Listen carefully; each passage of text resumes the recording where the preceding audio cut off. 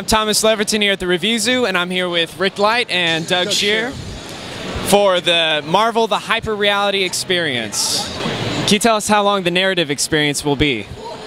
How long it took to develop the experience, or how long the actual walking experience is? Walking experience. So it's approximately a 2-hour experience. There's a good 3.5 hours of content here, depending on how much you want to dive in, but it was designed to be about the average length of a feature film. So if you have the ability to set aside time to go out to the movies on a Friday night, you've got time to come see us. Awesome. And you have a bunch of other rides associated with it, or is that all part of the experience? Everything's included in the ticket price, which is going to be, as Michael Cole mentioned, somewhere in the $25 to $35 range. It's all included. That's incredible. I mean, it's really a show for the people. For that amount. We can't feed you for that amount, but everything else is all in. That's awesome. And how can you get a price that low, but still bring in a show bigger than the Rolling Stones? You know what? First off, it was the guys that built the Rolling Stones, the stage, the tour that helped us work through this. But it's all about efficiency. It's about building a show that is, as Rick likes to say, spectacular and not just memorable but unforgettable. At the same time, understanding what we were trying to accomplish, which was bringing something like this to the heartland, to the masses.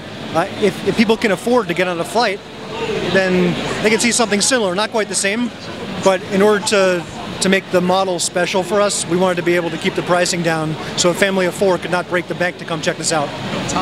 Tom, by having these massive mobile domes, and there's 7 of them, over 50,000 square feet, instead of being in a convention center like this or a facility, we control all of our revenue streams. So by being able to manage it that way, we were able to back into a price point that allowed us to still turn a profit, but make sure that a family of 4 can come in without having to mortgage anything and keep the price reasonable.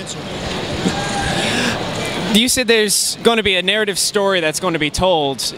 Is it a completely original story, or is it a story that fans might expect from comics? It's completely original. So it's certainly of the same ilk as the stories that have captured the imagination of Marvel fans for generations. But when I said parking lot to parking lot during our press conference, literally when you park, the story begins.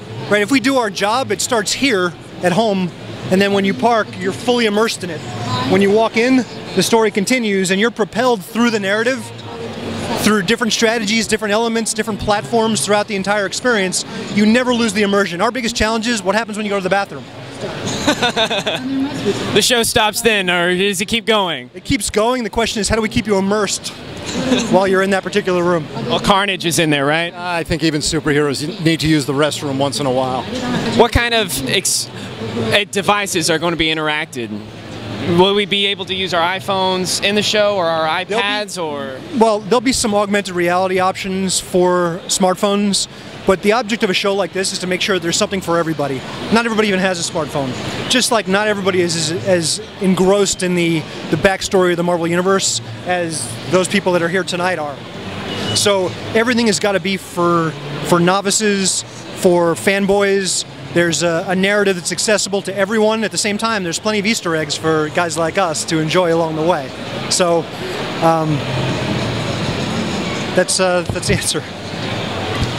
You know what? When you talk about being immersed, you have to look at the 360-degree stereoscopic 3D dome that we've built. It's the only one on the planet.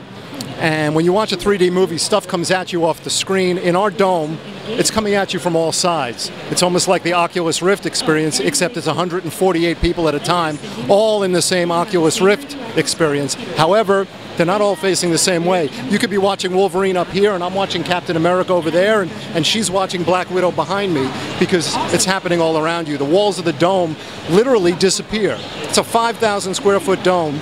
The walls go away, you'll think you can see Black Panther 10 miles down the mountain. It's just unbelievable. It's the only one of its kind in the world, and we've got it, and we're bringing it to you with the Marvel experience. The technology is accessible to everyone. Kids will enjoy certain aspects, grandparents will enjoy certain aspects, diehard gamers will enjoy certain aspects, but there's something for everyone to enjoy, so nothing is divisive in the entire experience. In the future, because this is going to be a huge success, are you thinking of doing new stories that maybe your Easter eggs had hinted at then? And if so, I mean, is this possibly a yearly event? I'll answer part of it. I know that Rick is smiling, has something to say. We're following the successful formula of the Marvel Cinematic Universe in that we want to build upon each story. We have a long-term license with Marvel, and we intend to fulfill it, and then some, with sequels and prequels and Easter eggs that lead to follow-up stories, etc. And we believe we've got something that has legs here. The short answer is yes. What magnificent adventure doesn't have somewhat of a cliffhanger ending, doesn't leave at least one loose thread hanging so that you have to come back next year? So yeah, there's going to be a lot of fun. We're going to be doing this together for a long time with the good folks at Marvel, and you'll see new characters as we move forward. But right now, laser focused on making sure that the whole world sees the Marvel experience and gets to enjoy it as much as we've had building it. This sounds incredible, guys. Absolutely incredible. The Rolling Stones were the biggest concert I'd ever seen, life-changing, and knowing you got the same people doing it and just as innovative. Well, you saw Michael Cole up on stage. He was the producer and promoter of the Rolling Stones for 30-something years, going back to the Steel Wheels tour in '89, and U2 and Barbra Streisand and Pink Floyd, The Wall.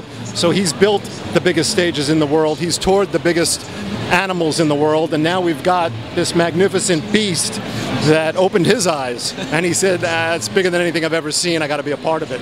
So we're doing something right. I'm not sure exactly what it is, but hopefully all these wonderful fans are going to come and tell us. Well, thank you very much, guys. You guys open up in Phoenix, Arizona. Yep, Scottsdale, Salt River Fields at Talking Stick, right off the 101 in the middle of Scottsdale.